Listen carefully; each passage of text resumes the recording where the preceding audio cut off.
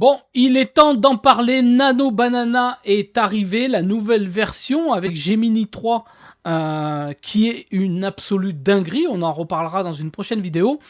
Là, l'idée, c'était de faire un petit peu le tour de ce que l'on peut faire, sans trop rentrer dans le détail. On aura bien d'autres occasions de pouvoir le faire. Là, l'idée, ça va être tout simplement de voir ce qui a changé, ce que l'on peut faire, et des petites fonctionnalités utiles. Je vous laisserai après le soin de trouver avec quelle utilisation vous allez pouvoir utiliser Nano Banana.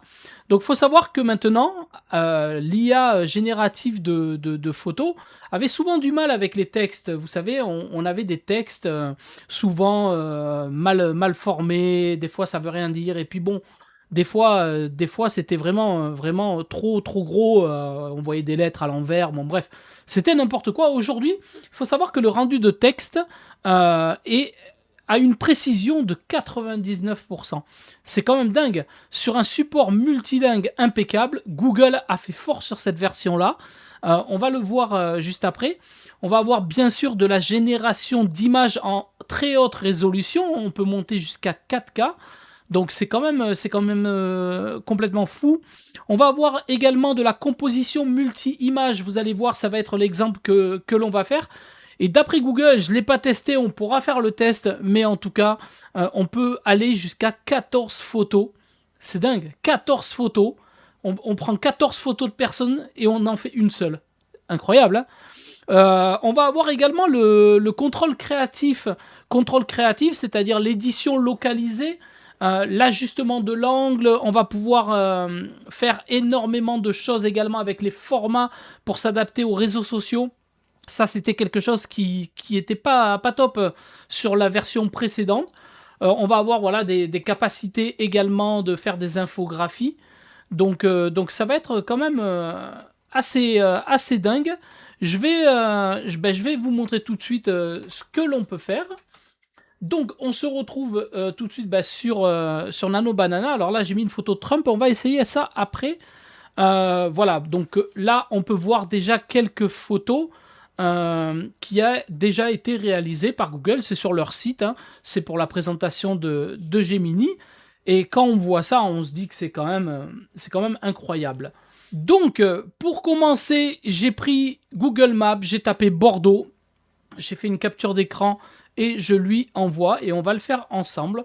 On va lui demander une infographie. Donc, je vais cliquer d'abord sur Outils, je vais cocher Créer des images. Je pourrais ne pas le faire, hein. Je pourrais rester sur la partie du chat. Bon, on a l'outil, on va le faire. Et je vais lui dire, crée-moi une infographie sur la ville de Bordeaux à partir de cette image. Voilà, le prompt n'est pas non plus dingue, mais en tout cas, ça permet de voir ce que l'on peut faire. Vous voyez ici sur la partie de droite, on a raisonnement. Donc moi, je laisse raisonnement avec 3 Pro, mais je pourrais mettre également rapide. Donc je lance cette partie, puis on va voir ce que ça fait.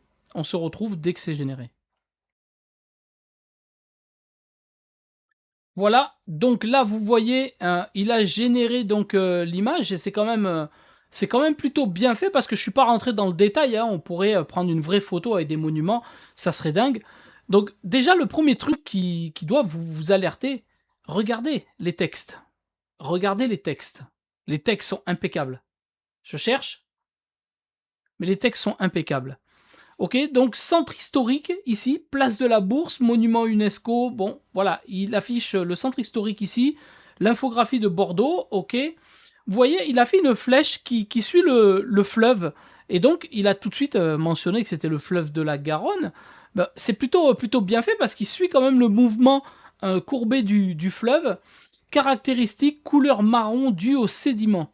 C'est important. Et sur la rive droite, donc on voit une partie de la rive droite de Bordeaux.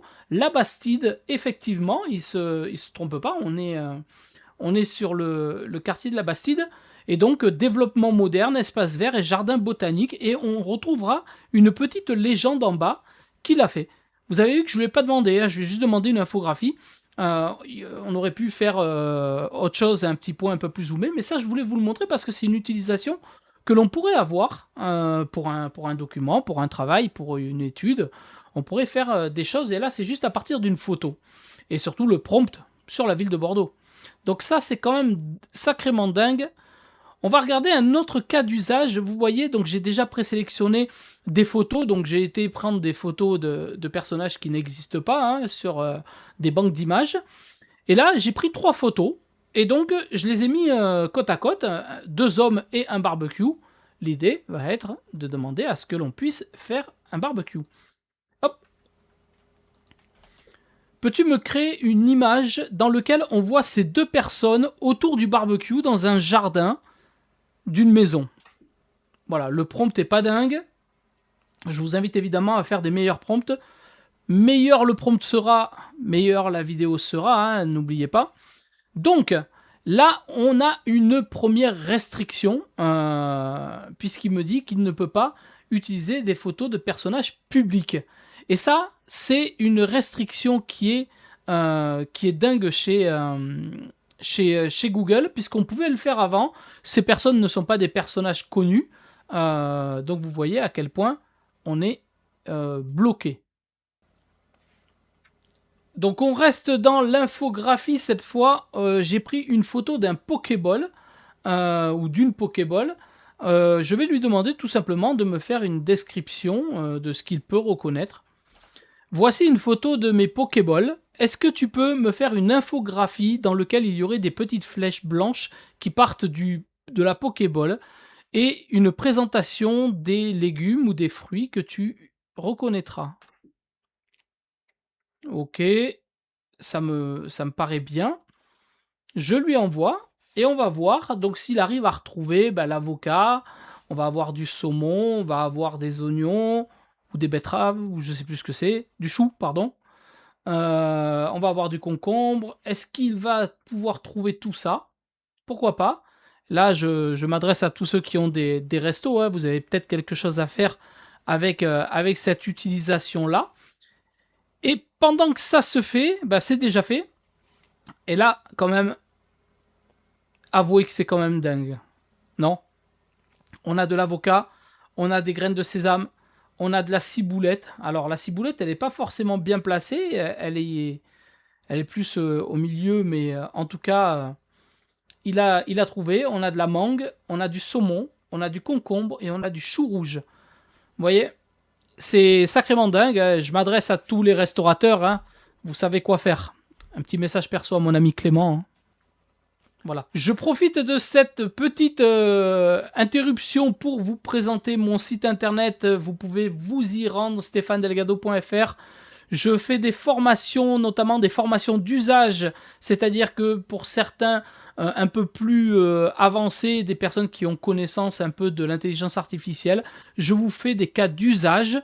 Vous allez pouvoir avoir plein de valeurs dans toutes ces formations que je vous propose et je vous invite tout simplement à aller les découvrir. Ok, maintenant on se retrouve donc sur cette photo que j'ai sélectionnée. C'est un couple de danseurs. Alors, comme on voit un peu la jambe de madame, j'espère que l'IA ne va pas nous censurer par rapport à ça. On va lui demander tout simplement de nous faire un petit storytelling, un petit storyboard, quelque chose qui peut être intéressant. Peux-tu me créer un storyboard sur ces 2 personnages qui sont danseurs et raconte une petite histoire, tout ça sur une seule image, un peu dans ce style de BD? Allez, on va essayer ça et on va voir s'il est capable de nous le faire. Donc vous voyez, bien sûr, tout ça a été pris sur une banque d'images. Donc on le laisse faire, il est en train de regarder, il compose la narration, donc il est en train de créer l'histoire. Et là, il est en train de faire l'image et il va bientôt nous la donner. C'est une magnifique photo. Ah, j'ai l'impression qu'il est en train de raconter un peu tout. Ok, là il est en train de raconter les cases, les bulles. Ok. Veux-tu que je t'écrive les prompts? Non, tu vas me générer l'image. Génère l'image de ce que tu viens de me décrire. Alors c'est souvent vous allez retrouver quelques petits bugs. Des fois, il va vous dire, voilà l'image. Et puis l'image ne va pas se générer. Je vous invite à lui dire tout simplement, génère l'image. Ça peut arriver, ça arrive des fois qu'il vous bloque, vous relancez, puis il va pas vous bloquer, alors que c'était la même question, la même chose, le même prompt. Donc, on va essayer de voir là pour le coup s'il arrive à générer. Et voilà, il a généré l'image. Alors, vous voyez, c'est quand même sacrément dingue parce que regardez l'image de base. Voici la photo de base. Et voici ce que lui nous fait. On voit ici, il a redessiné carrément la personne. Il a recréé les personnages et vous voyez les textes. C'est complètement dingue. Accordez-le-moi. La musique commence, voilà, ben là, on a une vraie bande dessinée. Imaginez, vous pouvez vous faire une petite histoire rapide sur une photo à vous avec vos propres personnages ou même vos animaux. Vous pouvez faire plein de choses. Là, je l'ai fait sous forme de BD, de dessin. On peut imaginer d'autres choses. Mais voilà, je voulais vous le montrer et encore une fois, je mets l'accent, hein. L'écriture est parfaite. Les textes sont parfaits. Donc c'est sacrément dingue. On pourrait peut-être essayer de voir si on arrive à rajouter, juste modifier la première bulle, le premier carré. Sur le premier carré, peux-tu modifier sur l'image de fond, je souhaiterais qu'il y ait écrit Delgado, comme si que la salle m'appartenait et que c'était mon nom de marque. On va juste lui dire ça. Je veux juste voir s'il est capable de garder l'intégralité et d'écrire un texte en fond. Donc on va voir. Et bien sûr, je suis toujours en mode raisonnement. Le mode raisonnement, il y a toujours un peu plus de latence par rapport au mode rapide. Mais par contre, il sera vachement plus précis que l'autre.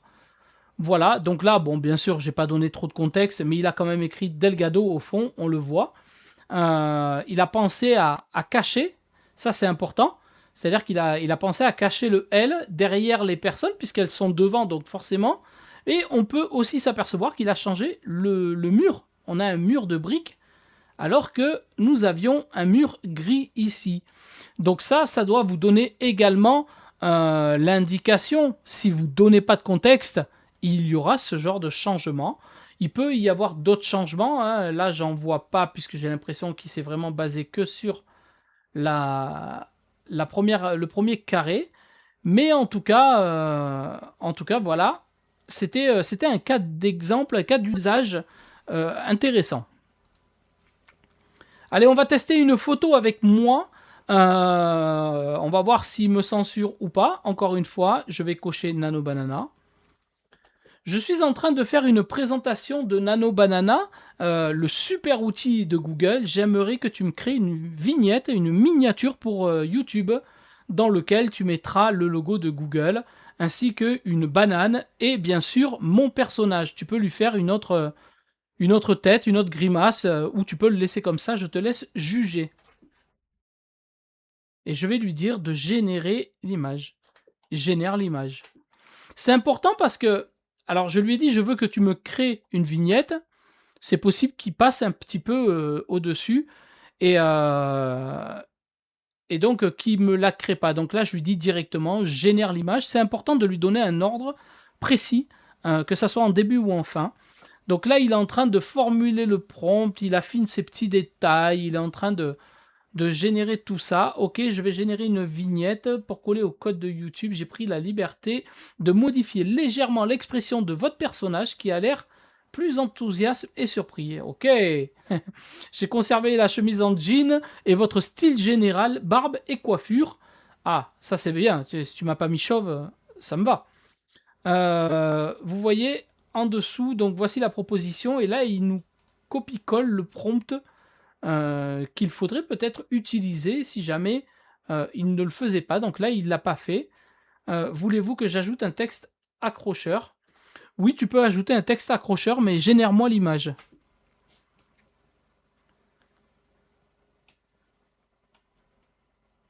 Hop. Donc, on attend, on va voir un peu ce qu'il va me générer. Est-ce que ça fera une belle vignette pour YouTube? Est-ce que je l'utiliserai? Pourquoi pas? On va voir ce que ça dit. Voilà. Bah, je vais la garder, hein. Je vais pas me prendre la tête, hein. Je vais la garder. Regardez, Nano avec la banane.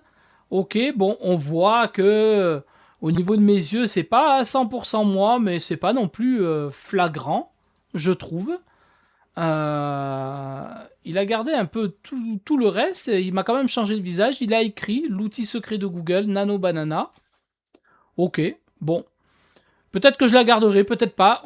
Vous verrez ça sur YouTube. J'en profite pour tous ceux qui me regardent sur les autres réseaux.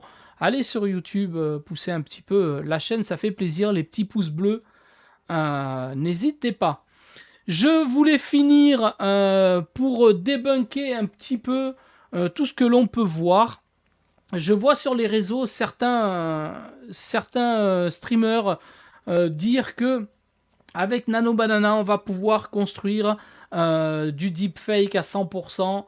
Alors j'aimerais bien qu'ils viennent nous montrer ça en live parce que on est quand même pas censuré, mais en tout cas il y a des restrictions. Je peux pas prendre la photo par exemple d'Emmanuel Macron et Poutine là et de les mettre ensemble. Regardez. Peux-tu mettre ces deux personnes sur la photo autour d'un barbecue? Génère-moi l'image. On va le faire. Et c'est là qu'il me la génère. Eh ben, je serais bien con. Non, voilà. Vous voyez la restriction? Je peux le tourner autant que je veux, il me bloquera. Peux-tu me créer ces deux personnages autour d'un barbecue ou alors assis autour d'une table en train de discuter? Hop, on attend, voilà, le texte arrive. Et vous verrez que ça sera toujours la même chose. On sera bloqué, on ne pourra pas aller plus loin. Donc c'est un petit peu l'exemple. Donc là, il est en train de construire quelque chose. Peut-être qu'il va nous construire. Et donc, voilà, c'est ce que je voulais dire. En fait, son raisonnement, il sait que Emmanuel Macron, Vladimir Poutine, ce sont des personnages publics. Il le sait. Et donc, il sait très bien qu'on pourrait faire n'importe quoi avec son outil. Il a dit non.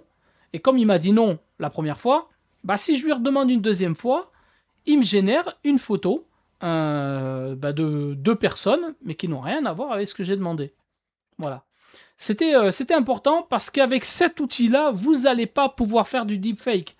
Pour faire des deepfakes, vous allez utiliser d'autres outils un peu plus malicieux, un peu moins restrictifs, mais il est important de comprendre qu'il ne faut pas mettre tous les outils dans le même panier, il ne faut pas tout confondre. Avec cet outil, en tout cas, on ne peut pas le faire. Voilà. Et d'ailleurs, c'est tellement restreint qu'on peut très peu mettre une photo de nous. On va faire un dernier test avec Donald Trump.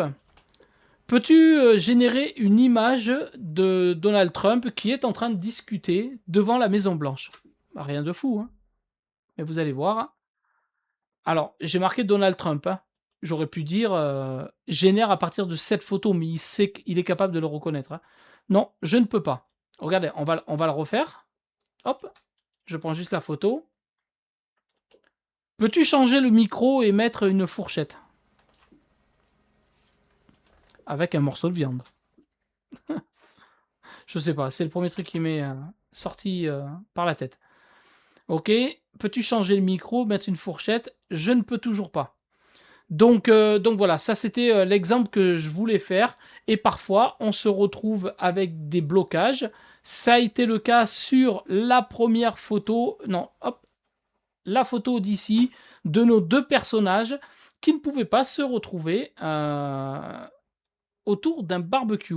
On va essayer une nouvelle fois. Donc, je viens de prendre deux photos sur Internet de deux femmes. Et on va cocher Nano Banana. Puis on va lui demander: réalise une image dans laquelle ces deux femmes sont assises au bord de la plage avec un pique-nique. Il y a un petit chien aussi autour de la table. J'ai dit la table, je vais enlever la table parce qu'il n'y a pas de table autour. Voilà. Allez, on passe à la réalisation. On va voir s'il nous bloque. Et s'il nous bloque, Bon, beh, il y a des moments où c'est compliqué, mais également, je vous l'ai dit, il faut continuer, il faut, insister, il faut astucer. Là, je lui ai dit, en commençant le texte par: «Réalise une image». Je lui ai donné un ordre tout de suite, dans laquelle ces 2 femmes sont assises. Donc je lui ai donné l'ordre et le contexte et là, on voit qu'il le fait et là, pour le coup, c'est plutôt bluffant, regardez. Donc voilà les 2 femmes, OK, et on les retrouve ici. On les retrouve ici, au bord de la plage. On voit que la photo est parfaite. Mesdames sont parfaites, le petit chien est parfait, le cadre est parfait. Que voulez-vous de plus? Voilà ce que je voulais vous montrer. C'était important de faire une petite vidéo sur Nano Banana. On peut faire plein d'autres choses et je le montrerai, je le démontrerai aussi sur les lives. Je vous invite à vous abonner si ça vous a plu, si l'intelligence artificielle vous intéresse. N'hésitez pas à me suivre, vous pouvez me contacter évidemment et vous pouvez aller sur mon site, regarder les formations d'usage que je peux vous proposer. Je vous souhaite une bonne soirée et je vous dis à bientôt.